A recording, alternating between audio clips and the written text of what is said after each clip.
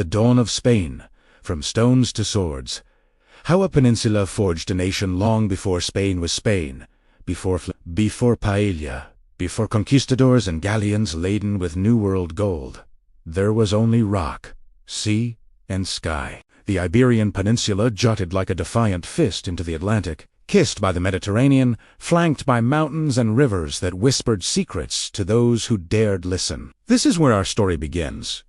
Not with kings or cathedrals, but with shadows in caves, painted hands pressed against stone, crying out across 40,000 years, "We were here." The first Spaniards didn't call themselves Spaniards. They had no names, we know. But in the caves of Altamira, in Cantabria, they left behind bison rendered in ochre and charcoal so vivid you'd swear they might gallop off the walls. These Paleolithic artists weren't just doodling, they were mapping their world, invoking spirits, perhaps begging the earth for mercy as Ice Age winds howled outside. Their legacy, a haunting question: what does it mean to be human in a land so wild, so beautiful, so unforgiving? Fast forward a few millennia. Enter the Iberians' bronze-wielding tribes who built hilltop settlements and worshipped deities tied to sun, moon, and bull. Then came the Celts from the north, clashing and blending with them, creating Celtiberians, fierce warriors who tattooed their skin and sang battle hymns beneath star-strewn skies. The Greeks arrived next, planting colonies along the eastern coast, bringing olives, wine, and the alphabet. But it was the Phoenicians, master sailors from modern-day Lebanon, who truly changed the game. Around 1100 BCE, they founded Gadar, modern Cadiz, arguably the oldest continuously inhabited city in Western Europe. They came for silver mountains of it in the south, and stayed for trade, leaving behind purple-dyed cloth, the first alphabet in Iberia, and the name span possibly meaning land of rabbits or hidden land. Take your pick. Both are delightfully Spanish. But then, drums on the horizon, dust rising.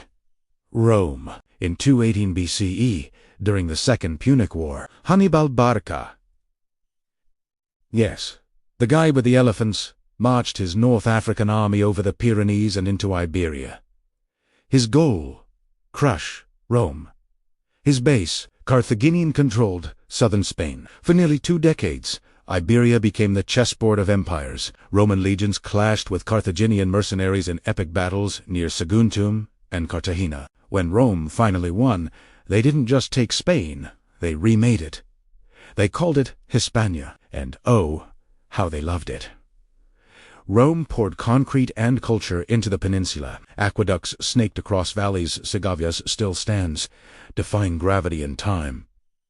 Roads stitched cities together like veins. Latin replaced native tongues. Olive groves and vineyards carpeted the land. Cities like Tarraco, Tarragona, Emerita, Augusta, Merida, and Italica near Seville blossomed with forums, theaters, and bathhouses. Hispania wasn't a backwater, it was a jewel. Emperors were born here. Trajan, Hadrian, even Theodosius. Seneca, the Stoic philosopher, paced its courtyards. Martial penned his cheeky epigrams under Iberian sun. But Rome's grip loosened. Corruption festered. Barbarians knocked at the gates. In 409 CE, the Visigoths, Germanic warriors who'd once served Rome, swept in not as destroyers, but as inheritors. They made Toledo their capital, converted from Arian Christianity to Catholicism, and tried to rule. But their kingdom was brittle, plagued by succession crises, noble feuds, and a disconnect with the Hispano-Roman populace. Still, they gave Spain something vital, a sense of territorial unity. For the first time, the entire peninsula, minus the Basque Highlands, answered to one crown. It wouldn't last. Enter the year 711. A Berber general named Tariq ibn Ziyad stood on a rock overlooking the strait separating Africa from Europe. Behind him, 7,000 Muslim troops. Before him, the crumbling Visigothic kingdom. He landed, defeated King Roderick at the Battle of Guadalete, and rode north. Within 7 years, almost all of Iberia was under Islamic rule. That rock, we call it Gibraltar, Jabal Tariq, mountain of Tariq. And so began Al-Andalus, an era so luminous, so complex, it still dazzles and confounds us today. Muslim rulers first, Umayyad governors, then independent emirs.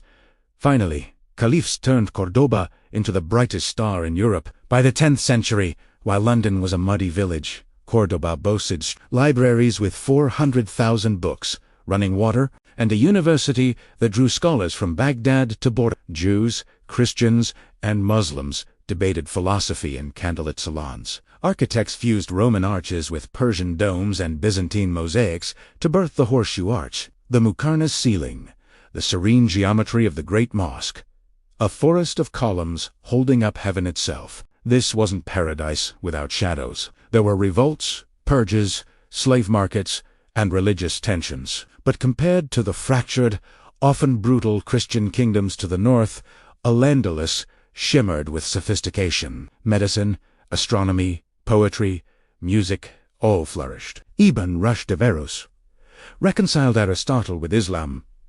Maimonides, the Jewish sage, wrote his philosophical masterpieces here. Ziryab, a black polymath from Baghdad, revolutionized fashion, cuisine, and music, introducing the three-course meal and the fifth string to the lute ancestor of the guitar. Yet, the north never surrendered. In Asturias, a mountain refuge, a Visigothic noble named Paleo raised a banner after defeating a Muslim force at Covadonga in 722. It was less a battle, more a skirmish. But legends need humble beginnings. From this spark grew the Reconquista, the centuries-long campaign by Christian kingdoms to reclaim Iberia. Leon, Castile, Navarre, Aragon, Portugal. Each carved its piece from a land, sometimes fighting Muslims, often fighting each other. The frontier shifted like desert sand. By the 11th century, the Caliphate of Córdoba had shattered into squabbling Tifas mini-kingdoms, ripe for Kescan kings demanded tribute pariahs, or conquered outright. Toledo fell in 1085, Saragossa in 1118. The great Almoravid and Almohad dynasties from North Africa tried to stem the tide, winning crushing victories like Alartzos in 1195, but also losing catastrophically. Las Navas de Tolosa, 1212. Momentum swung north. Then came Ferdinand III of Castile-Sante, soldier, statesman. He took Córdoba in Senlil, Seville in 1248. Only Granada remained, a glittering emirate nestled in the Sierra Nevada, protected by mountains and diplomacy. For 250 years, it survived paying tribute, playing Christian kingdoms against each other, nurturing art and science in its Alhambra palace, where water whispered through marble courts and poets wrote verses on silk. Meanwhile, in the Christian realms, something new stirred. Castile and Leon united. Aragon expanded across the Mediterranean.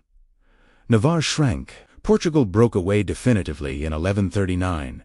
The kingdoms developed parliaments, legal codes, universities. Salamanca, 1218, older than Oxford. Gothic cathedrals pierced the sky. Burgos, Leon, Toledo, each stone a prayer, each stained glass window a sermon in color. Monastic orders like the Templars and Santiago wielded sword and cross. Pilgrims flooded the Camino de Santiago, turning remote villages into cosmopolitan waste. But Spain still wasn't Spain. That would require marriage, blood, and a queen with iron in her soul. Her name was Isabella. Born in 1451, she was third in line to Castile, until her half-brother, Henry IV's incompetence and rumored illegitimacy of his daughter won a triggered civil war. Isabella, devout, sharp, and fiercely determined, married Ferdinand of Aragon in 1469, a union blessed by the Pope but opposed by half her family. Their wedding wasn't in a cathedral, but in a modest room in Valladolid.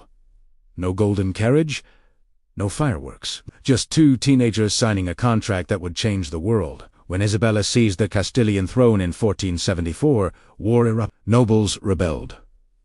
Portugal invaded. France schemed. But Isabella didn't flinch. She rode armored through battlefields, rallied troops, reformed finances, and crushed dissent. By Yao Si Zhou, Ferdinand inherited Armada. Together, they ruled what would become Spain, though they governed separately, preserving each kingdom's laws. Unity through marriage, not merger. Their first great act. Finish the Reconquista in 1492, a year seared into global memory. After a decade-long siege, Granada surrendered. Boabdil, the last Nasrid emir, handed the keys to the Alhambra to Ferdinand and Isabella. Legend says his mother spat, "You weep like a woman for what you couldn't defend as a man." As he rode into exile, he paused at a mountain pass. Il suspiro del Moro d'Amor sigh, and looked back at the red fortress glowing in the sunset. 7 centuries of Andalus ended with a sigh, but 1492 held more than one earthquake. Weeks earlier, a Genoese sailor named Christopher Columbus, rejected by Portugal, England, France finally convinced Isabella to fund his westward voyage to Asia. She didn't sell her jewels, Asmith climbs. She leveraged future revenues on Augustres 3 ships. Nina, Pinta, Santa Maria slipped from Palos de la Frontera into the unknown. When he returned in March 1493, with parrots, gold, and kidnapped Tainos, Spain's Decili pivoted. Not toward the Mediterranean, not toward Europe, toward the ocean sea. Isabella and Ferdinand moved fast. They claimed the lands Columbus found, divided the globe with Portugal via the Treaty of Tordesillas 1494, funded more voyages launched to the Spanish Empire. But empire demands purity, or at least the illusion of it. In 1492, they also issued the Alhambra Decree: expel all Jews who refused baptism. Over 200,000 fled to Ottoman lands, Italy, North Africa, taking with them knowledge, networks, and wealth. Those who converted conversos faced suspicion, surveillance, and eventually the Spanish Inquisition established in 1478, which targeted not just heretics but anyone deemed impure.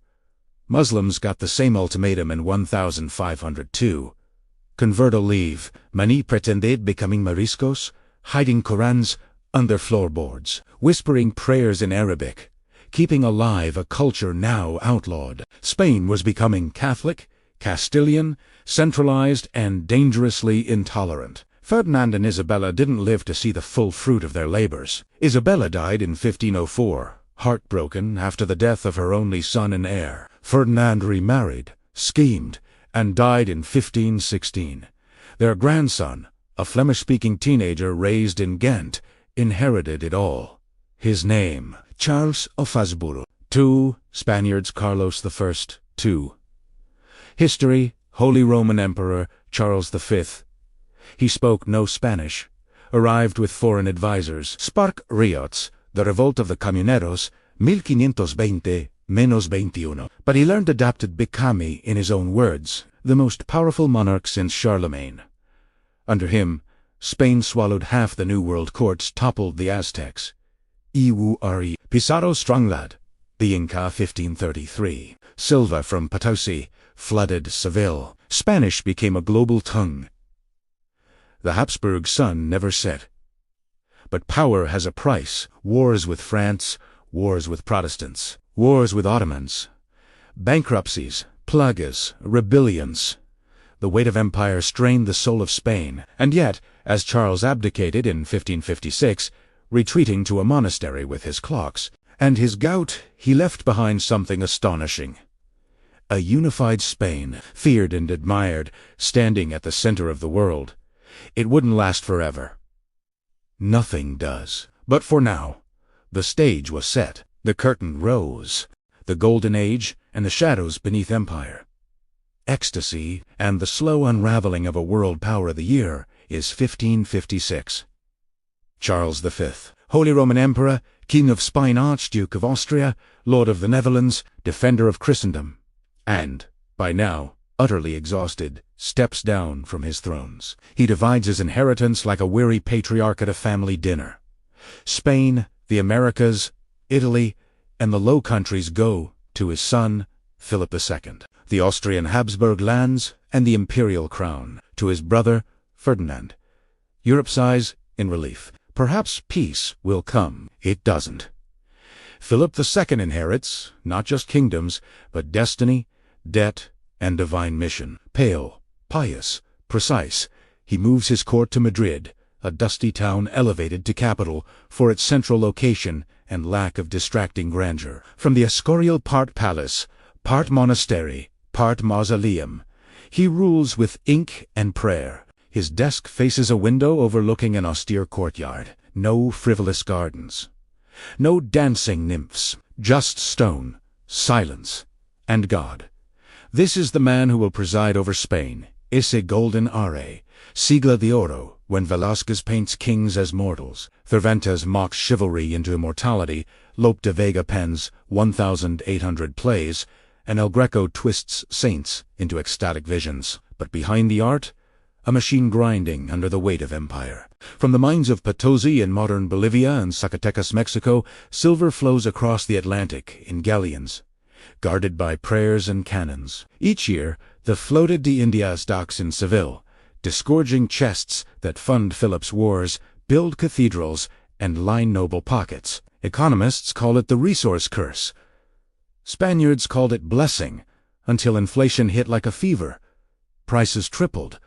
Wages stagnated, artisans starved, while nobles bought Flemish tapestries and Italian marble. The crown, addicted to American bullion, neglected agriculture, industry, innovation. Why weave cloth when you can buy it with New World silver? Why invent when God gave you mountains of metal? Meanwhile, Philip wages holy war against the Ottomans, who nearly take Malta in 1565, until the Knights Hospitaller hold them off in a siege so brutal. Survivors drank blood and ate leather, against Protestant heretics, funding the Catholic League in France, sending the Duke of Alba to crush Dutch rebels with a reign of terror that birthed the slogan, rather Turkish than Pap, against England, whose Queen Elizabeth I backs privateers like Drake, who raids Spanish ports and captures treasure ships. In 1588, Philip launches the Grande y Felicissima Armada a menos 130 ships, 30,000 men, to invade England. Depose Elizabeth. Restore Catholicism. You know how it ends. Storms scatter the fleet. English fire ships cause panic. At Gravelines, superior English gunnery shreds Spanish holes. The Armada limps home around Scotland and Ireland, where shipwrecks claim more lives than battle. Of 30,000 men, fewer than 10,000 return. Spain isn't broken yet, but the myth of invincibility shatters. Balladeers in London sing. In Madrid, Philip kneels before a crucifix. I sent my ships to fight men, not wind and waves. But God, he believes, is still on Spain's side. In 1571, at Lepanto, a Holy League fleet, Spanish, Venetian, Papal, smashes the Ottoman navy in the Gulf of Corinth. Miguel de Cervantes, fighting aboard the Marquesa, takes 3 arquebus balls. One shatters his left hand. For the greater glory of God. He'll later joke, he left me writing with the right. The victory saves Christendom, or so Europe believes. Paintings show angels guiding Spanish cannons. Poets hail Don John of Austria, Philip's bastard half-brother, as a new David.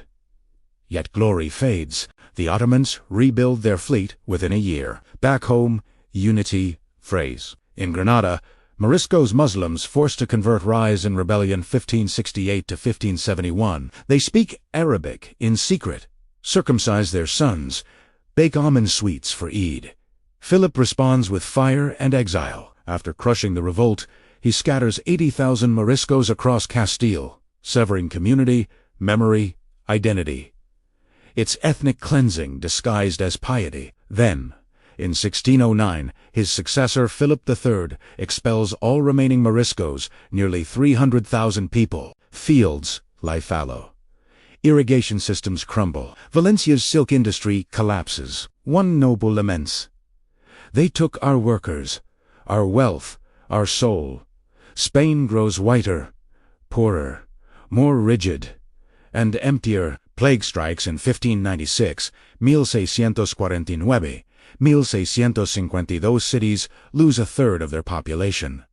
Peasants flee villages. Wolves roam abandoned farms. Manuel, nobles, aboit, taxes via, limpieza de sangre, purity of blood statutes that bar anyone with Jewish or Muslim ancestry from offices, guilds, even certain streets. Society calcifies. Merit, irrelevant, lineage, everything.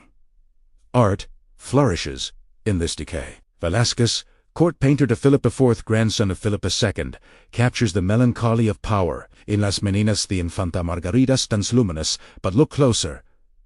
The king and queen are mere reflections in a mirror. The artist himself stares out, brush in hand, creator and subject, trapped in the frame. Is he painting them, or us?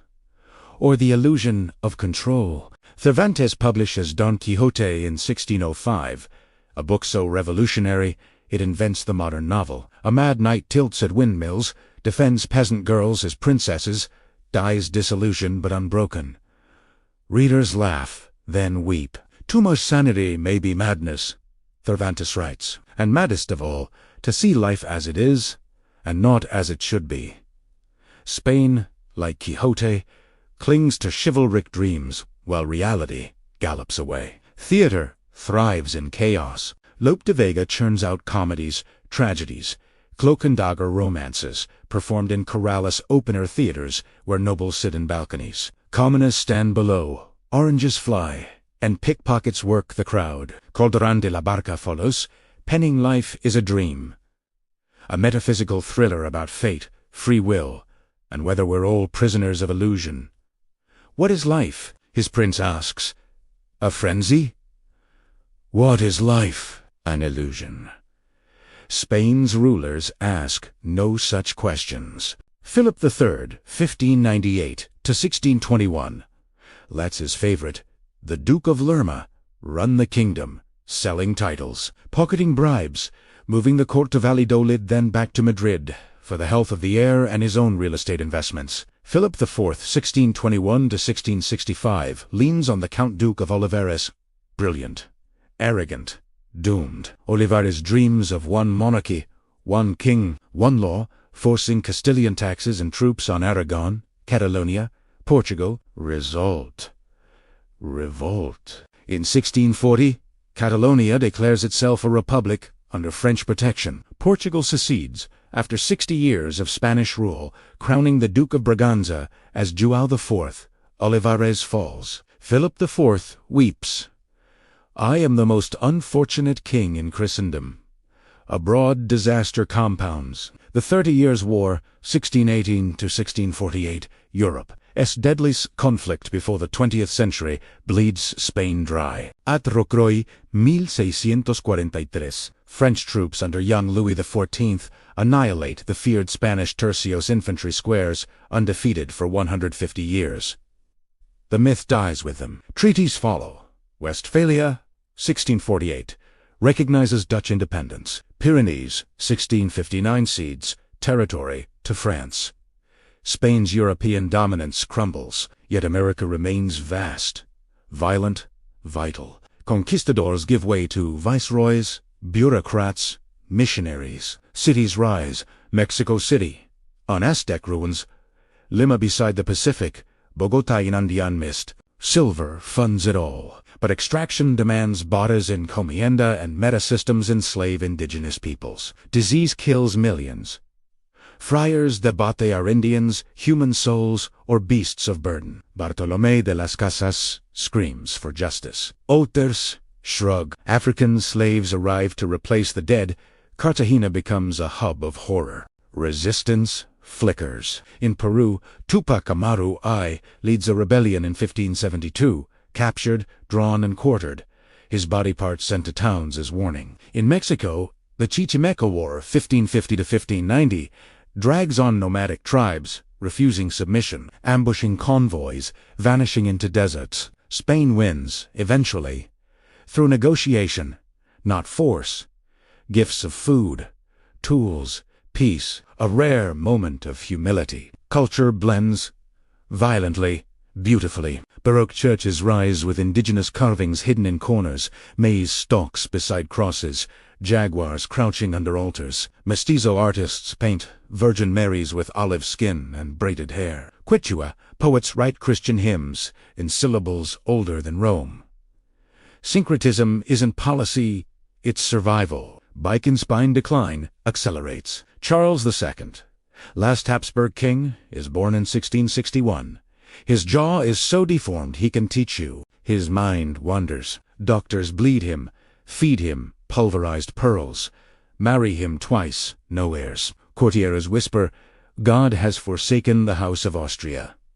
His autopsy reveals a heart the size of a peppercorn, intestines head full of water. Centuries of cousin Maris to keep blood pure leave Spain heirless. When Charles II dies in 1700, he names Philip, grandson of Louis XIV of France, as successor. Europe panics, France and Spain, united, unthinkable. The War of Spanish Succession erupts 1701 to 1714, dragging in England, Austria, Dutch Republic. Battles rage from Bavaria to Barcelona.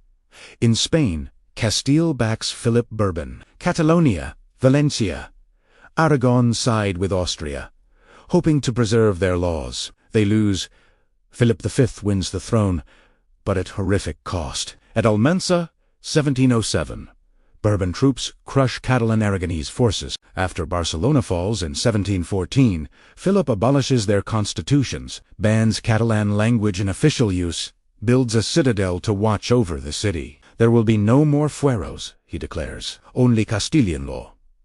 Modern Spain is born, centralized, authoritarian, Castilian-speaking. Catalonia remembers, even though the Bourbons try to fix what's broken. Philip V imports French efficiency. His minister, Cardinal Alberoni, reorganizes tax collection, revives trade, rebuilds navy. His son, Ferdinand VI, 1746 to 1759, avoids war, fills coffers, patronizes music. Farinelli sings nightly to soothe the king's melancholy. Then Charles III, 1759 to 1788, the best mayor Madrid ever had, paves streets, lights lanterns, drains swamps, expels the Jesuits. Too powerful, too rich, promotes science, invites foreign thinkers. Enlightenment breezes stir the musty corridors of power, but storms gather. In 1789, revolution erupts in France. King Louis XVI, Charles III's nephew, loses his head. Spain watches, horrified. Charles IV, 1788 to 1808, and his queen, Maria Luisa, let favorite Manuel Godoy, rumored lover, certainly incompetent, steer the ship. First, they ally with France, then against it, then with it again. Napoleon circles like a wolf. In 1805, at Trafalgar, Admiral Nelson destroys the Franco-Spanish fleet. Spain loses naval power forever. In 1807, Godoy signs the Treaty of Fontainebleau, letting French troops cross Spain to invade Portugal. They don't leave. In 1808, Napoleon forces Charles IV and his son Ferdinand VII to abdicate. He installs his brother, Joseph Bonaparte, as King of Spain. Spaniards revolt. On May 2, 1808, Madrileños, men, women, children, attack French soldiers with knives, pots, bare hands. Goya paints it, the 2nd of May 1808. A whirlwind of fury, horses rearing, civilians stabbing cavalry. Next day, French reprisals, lined up against walls, shot. The 3rd of May 1808. A man in white shirt throws arms wide, face lit by lantern, staring down muskets. No! His pose screams. Not like this. The Peninsular War begins 6 years of guerrilla hell. Guerrilla litter war enters global vocabulary. Peasants ambush convoys. Priests bless rifles. Women carry messages in baskets. British troops under Wellington Land in Portugal push east. Napoleon calls it the Spanish ulcer, bleeding him dry while Russia looms. In Cadiz, liberals draft the Constitution of 1812, a la Pepa, radical for its time, national sovereignty, freedom of press, land reform, limited monarchy. Church and nobles hate it. When Ferdinand VII returns in 1814, hailed as El Decido, the desired one, he tears it up. Restores absolutism. Persecutis liberal. Spain fractures. Liberals versus absolutists. Urban versus rural. Center versus periphery. And overseas Revolution. Simón Bolívar, José de San Martín, Miguel Hidalgo, inspired by Enlightenment, enraged by Spanish greed, ignite independence movements. Between 1810 and 1825, almost all of mainland Spanish America breaks free.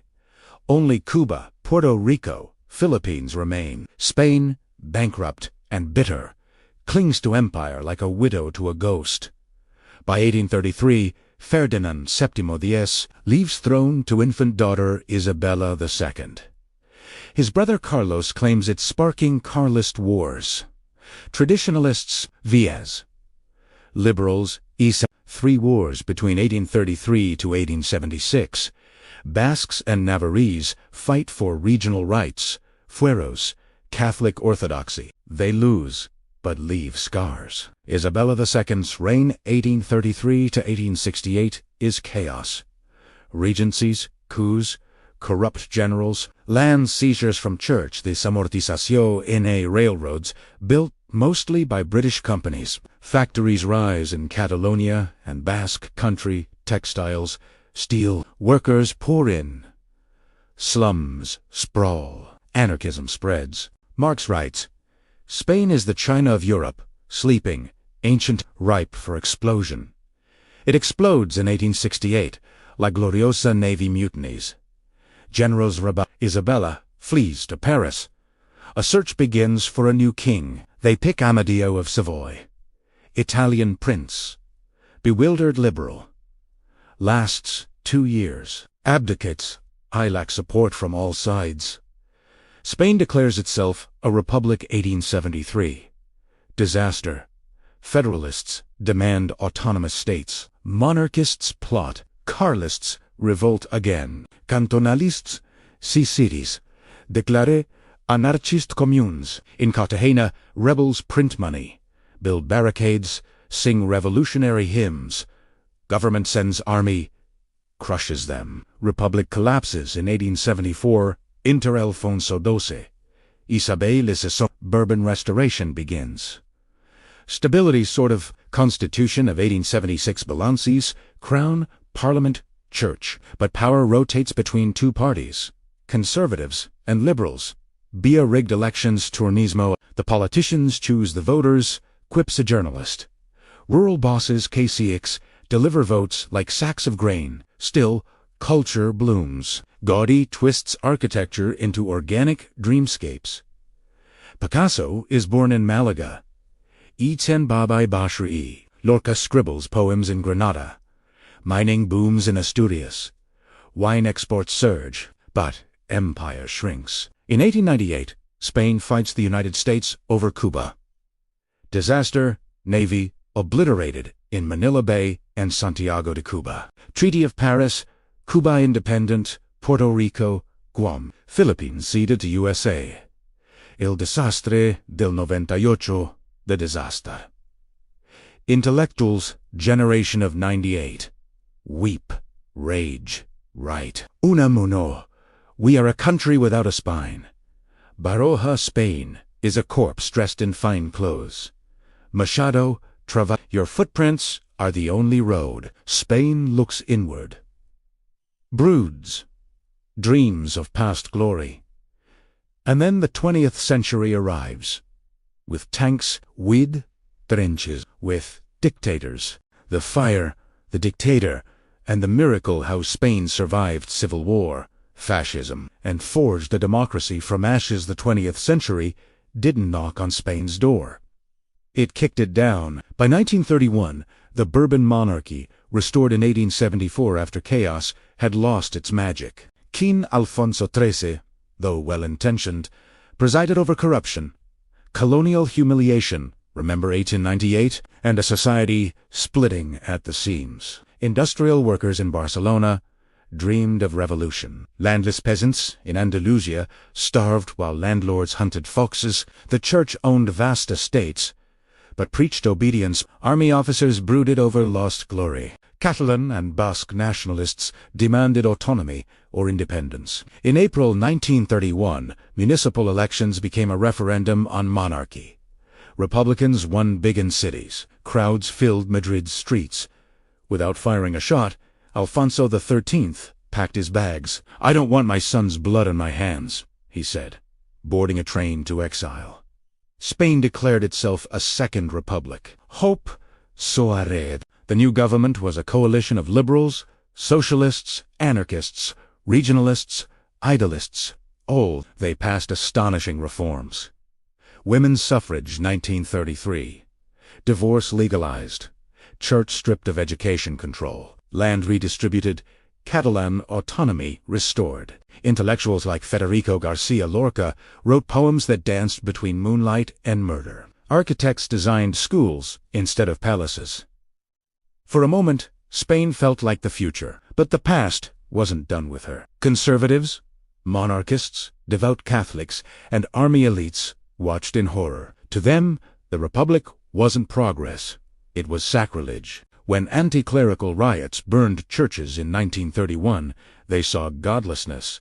When peasants seized estates, they saw chaos. When Catalonia flew its own flag, they saw treason. Tensions exploded in the 1933 elections.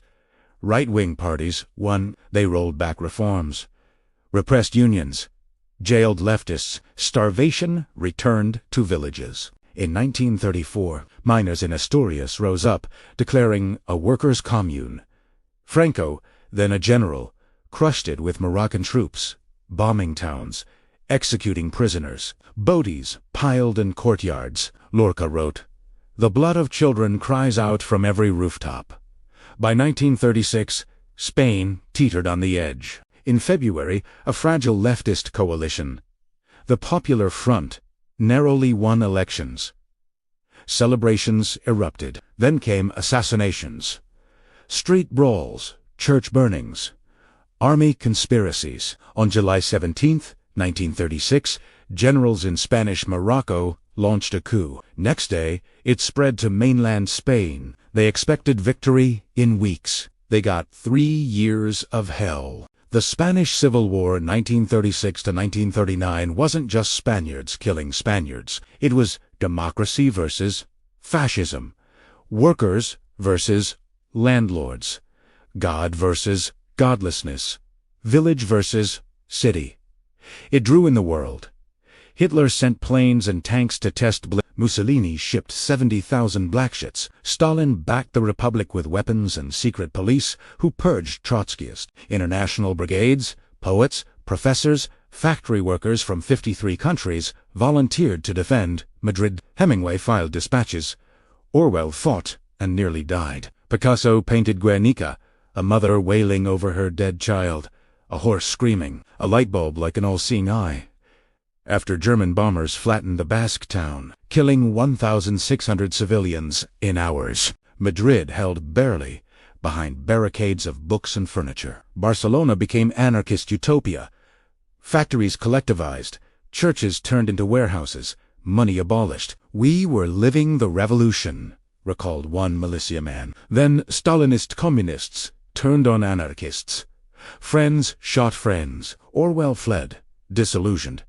History stopped in 1936. In this suit, Franco advanced. Methodical, merciless. He didn't seek quick victory. He wanted annihilation. His motto, death to intelligence. Poets, teachers, union leaders, executed by the thousands. Mass graves still scar the countryside. On April 1, 1939, it ended. Franco entered Madrid. No cheers. Just silence. 500,000 dead.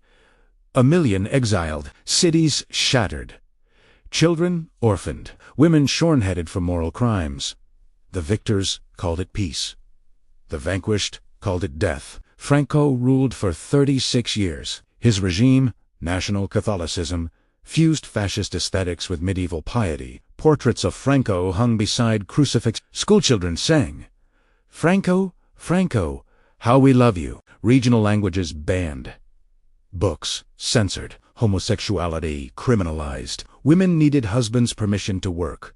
Open bank accounts, even travel. Secret police, the Brigada Politico-Social, tapped phones, opened letters, disappeared dissidents. Prisons overflowed. Executions continued into the 1950s. Yet, Spain survived. Ibn prospered. After a fashion, in the 1940s, Franco was Europe's pariah. The last fascist standing after Hitler and Mussolini fell. But when Cold War froze the globe, America saw value in his anti-communism. In 1953, Eisenhower signed the Pact of Madrid U.S. military bases in exchange for aid. Dollars flowed. Technocrats, Opus Dei members, replaced they opened Spain to tourism, foreign investment, industrialization. The Spanish Miracle, 1959 to 1974, began. GDP. Cars rolled off assembly lines. Highways snaked across plains. Seaside resorts bloomed with bikini-clad Germans and British pensioners sipping sangria. Franco smiled. Let them come. They pay. They leave. They don't ask questions. Beneath the surface, ferment.